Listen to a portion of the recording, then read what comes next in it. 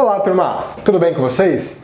No vídeo passado, nós estávamos falando sobre pressão de vapor e vimos que o conceito de pressão de vapor está associado ao equilíbrio termodinâmico entre as fases líquida e gasosa de uma determinada substância. Vimos então que, para uma determinada temperatura, existirá uma pressão de equilíbrio na qual nós teremos troca de algumas moléculas que estavam na fase líquida, elas partem para a fase gasosa, e moléculas que estavam na fase gasosa, elas também então retornam à fase líquida. E isso então nessa pressão, a chamada pressão de vapor, dada de novo uma determinada temperatura, a gente tem que sempre associar a temperatura com essa pressão, Então para uma dada temperatura existirá uma pressão que vai ter então um equilíbrio dessa troca entre a fase líquida e a fase gasosa, tá bom?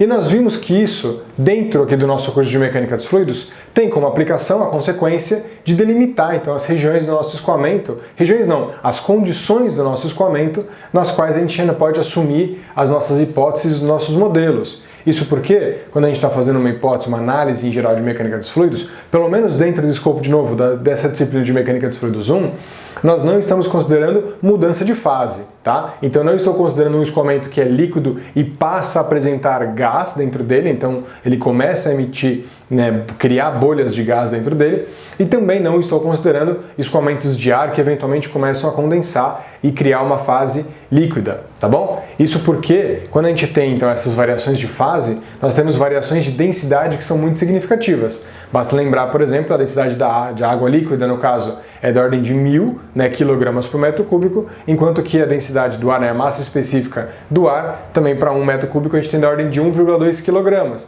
Então a gente tem uma variação de massa específica e quase que da ordem de 10 a terceira, 10 a 3, Então da ordem de 1000. Então essas variações de densidade, elas são significativas. Além da questão de densidade, mudam também questões de viscosidade.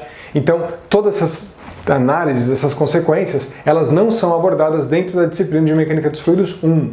Existem, como eu já falei, disciplinas de Mecânica dos Fluidos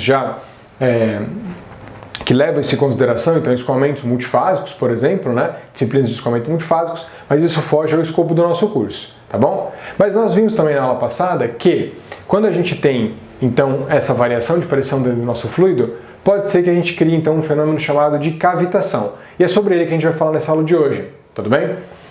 O fenômeno da cavitação, ele acontece pelo seguinte motivo. Existem uma série de sistemas nos quais nós temos uma redução de pressão seguida depois de um aumento de pressão. E onde que isso pode acontecer, por exemplo? Isso pode acontecer numa bomba, Uma bomba centrífuga, por exemplo, vou deixar um exemplo aqui do lado, uma bomba centrífuga, ela é uma bomba, um equipamento utilizado para a gente bombear a água, então ela é muito comum, em sistemas de fato de bombeamento, são equipamentos super comuns que a gente encontra em edifícios, cidades, em plantas industriais, tá? Como é que esse tipo de equipamento funciona? Esse tipo de equipamento, uma bomba centrífuga, ela tem então um motor, ela vai acionar esse disco aqui, esse rotor, que ele é chamado também de impelidor. Então o rotor dessa nossa bomba, chamado também de impelidor, como é que isso aqui vai funcionar? O escoamento então vai ser a princípio puxado, então esse disco ele vai rotacionar, e por uma questão até de viscosidade, o atrito mesmo entre esse disco rotacionando com o fluido que está ali presente, esse atrito vai fazer com que o fluido então seja acelerado, o fluido vai ganhar energia cinética. Nisso que o fluido vai ganhar energia cinética, considerando também que o nosso rotor ele está rotacionando, ele tem uma velocidade de rotação, então a nossa massa de fluido ela vai ser cada vez mais acelerada, ela vai ganhar velocidade e por causa disso ela vai ser então empurrada, não empurrada, ela vai, por questão de inércia, ela vai cada vez mais se direcionando para a parte externa desse disco. Então, o escoamento, o que vai acontecer? O escoamento de entrada, ele vem na direção, ele vem perpendicular então ao eixo desse disco, esse disco está rodando, e quando o escoamento encontra o disco, ele vai começar a ser acelerado para as laterais. Nisso que o fluido é acelerado para as laterais, ele vai criar uma região de baixa pressão perto desse centro aqui do nosso impelidor, do nosso rotor. Então, na região do centro, do eixo do nosso motor, a gente vai ter uma região de baixa pressão. E é essa região de baixa pressão que vai puxar o fluido para continuar entrando na bomba, tá? Por isso que é importante, esse tipo de equipamento, a gente sempre tem a dica que esse tipo de equipamento ele não pode ser ligado a seco, no caso, sem líquido aqui dentro, tá? Porque senão ele não vai conseguir puxar. A ideia é que ele já esteja inundado, ele já esteja cheio de água, porque na hora que ele é ligado, então aí sim ele vai expulsar essa água para a lateral e vai então criar uma região de baixa pressão que vai puxar mais coluna d'água. tá bom? O que vai acontecer? Então esse fluido está sendo empurrado para a lateral, ele está sendo rotacionado, está sendo acelerado, o fluido então vai para a lateral e cria uma região de baixa pressão nesse centro, tudo bem? Essa região então de baixa pressão que vai puxar o nosso escoamento. Então a tubulação de entrada vem nesse eixo e então é essa rotação que vai fazer com que o fluido vá para a lateral. Esse fluido que foi para a lateral, ele tem alta velocidade, né? Ele está rotacionando, só que acontece, a própria carcaça dessa bomba, vou colocar uma vista lateral agora da carcaça, a gente consegue ver que essa voluta, né, que também é chamada, essa carcaça, o raio dela vai crescendo conforme você vai então acompanhando essa periferia. Isso faz com que você então tenha uma diminuição da velocidade e um consequente aumento de pressão. Afinal de contas, a ideia dessas bombas é justamente oferecer um acréscimo de pressão na sua tubulação. Tudo bem? Só que olha só, ela vai criar então na região de entrada uma região de baixa pressão e na região aqui de saída uma região de alta pressão. E qual que é o problema? Dependendo das condições do seu escoamento, dependendo de como que o seu escoamento entra na bomba, né, qual que é a pressão de entrada, pode ser que essa pressão de entrada seja baixa, a bomba vai diminuir ainda mais essa pressão. Nessas configurações, é possível que você atinja a pressão de vapor da água, tá bom? Se a gente for parar para pensar a temperatura ambiente, da ordem de 20 graus a 25 graus, a pressão de vapor da água está ali da ordem de 2 a 3 kPa, considerando que então a pressão ambiente é da ordem de 100 kPa, né? Então vai ser uma pressão bem baixa. Se você realmente faz essa sucção no centro da bomba e você chega nessas pressões super baixas, você pode começar então a nuclear, você pode criar uma série de pequenas bolhas que vão ser então convectadas, elas vão acompanhar o seu escoamento. E como eu acabei de falar, essas bolhas vão ser criadas numa região de baixa pressão do escoamento e vão ser levadas para uma região de alta pressão do seu escoamento, que vão estar então perto das pás, perto, aliás, da borda do seu impelidor, então nas partes periféricas, né, nas partes mais externas do seu rotor. Quando essas bolhas chegam nessas regiões de alta pressão, elas não aguentam mais. Então a pressão agora nessas regiões, ela é superior à pressão de vapor. Isso faz com que aquela bolha, né, aquele vapor, aquela gota, aquela bolha, né, de vapor de água, ela não aguente mais aquela pressão e ela imploda. Na verdade, ela vai voltar para a fase líquida. Só que nisso que aquela bolha volta para a fase líquida, ela não faz esse retorno à fase líquida de uma maneira gentil. Ela faz isso de uma maneira implosiva, ela explode de fato. Ela realmente tem um movimento muito drástico nessa implosão, né, que vai criar, nesse sentido, como a gente está falando de água, né, também um fluido que é bastante, nesse sentido, incompressível, mas tipo, ele vai propagar, então por mais que ele seja incompressível, ele vai propagar, né, essa perturbação, então essa implosão vai criar uma espécie de onda que vai se propagar lá dentro, né, e isso vai criar então uma perturbação muito forte, vai criar uma onda de choque, no caso, uma onda que vai bater com muita força na parte metálica, na parte sólida, realmente do material da sua carcaça, né? E esse impacto começa então a destruir, ele começa como se fosse uma espécie de corrosão, ele começa a atacar esse material e realmente começa a arrancar pedaços de metal de lá, né? Realmente a gente começa a destruir essa bomba, tá bom? Essa questão da implosão da bomba, existem uma série de estudos também que mostram que ela não é só uma implosão, não é que a bolha simplesmente diminui de tamanho radialmente. Ela cria uma ela vai achatar em primeiro momento, ela vai criar nessa bolha que a princípio a gente pode pensar que ela é esférica, mas na verdade ela vai achatar e ela vai estourar no meio, na verdade. Quando ela faz isso, ela cria uma espécie de donuts, né? Ela vai criar um furo e esse furo vai estar associado então a um microjato.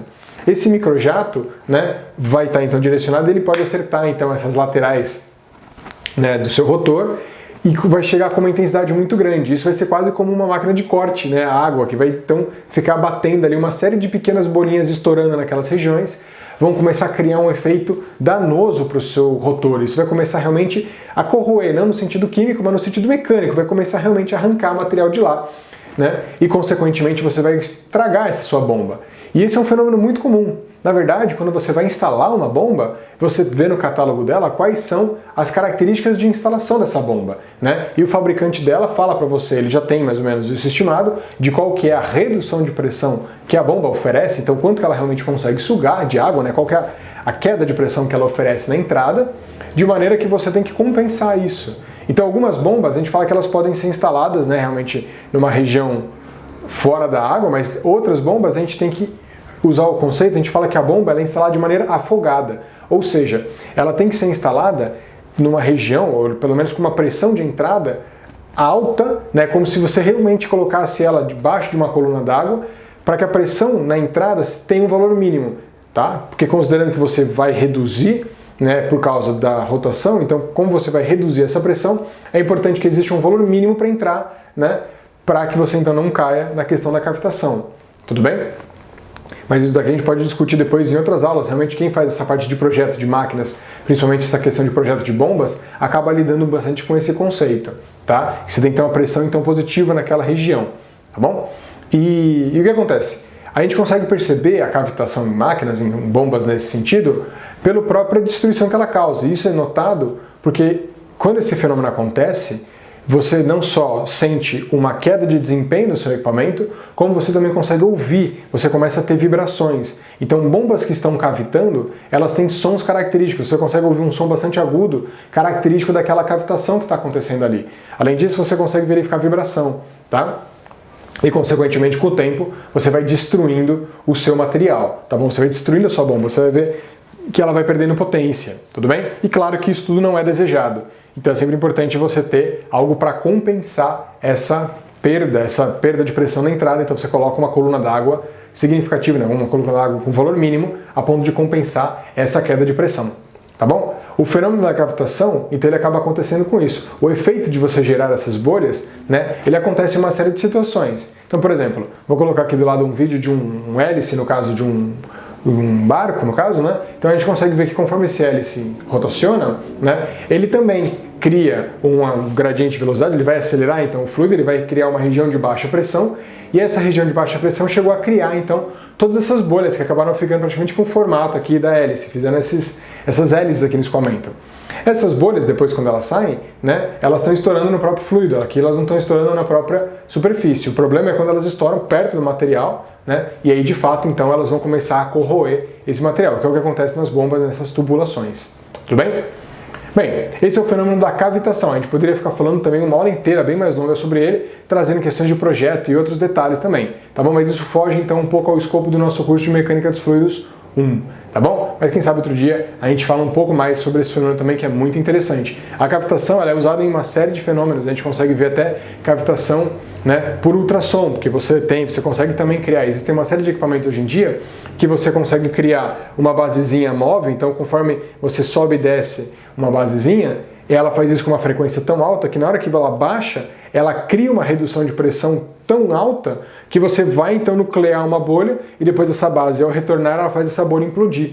Então você cria a cavitação com base numa excitação então ultrassônica. Isso é usado em uma série de tecnologias. Isso é usado, por exemplo, para você fazer até limpeza de uma série de equipamentos. Existem limpeza, né, sistemas de limpeza com base em ultrassom, nesse sentido, né, com cavitação ultrassônica. Tá bom? Mas isso tudo vamos deixar então para um outro momento. Vamos dar continuidade aqui ao nosso curso e já na próxima aula a gente vai começar a falar também de um outro fenômeno, uma outra característica muito associada a propriedades dos fluidos, no caso, que é a tensão superficial, tá bom? A gente estava falando bastante de bolha aqui, e a bolha então está justamente associada, está muito ligado a esse conceito de tensão superficial. Mas vamos deixar isso tudo para o próximo vídeo, tá bom? Vejo vocês lá. Até mais!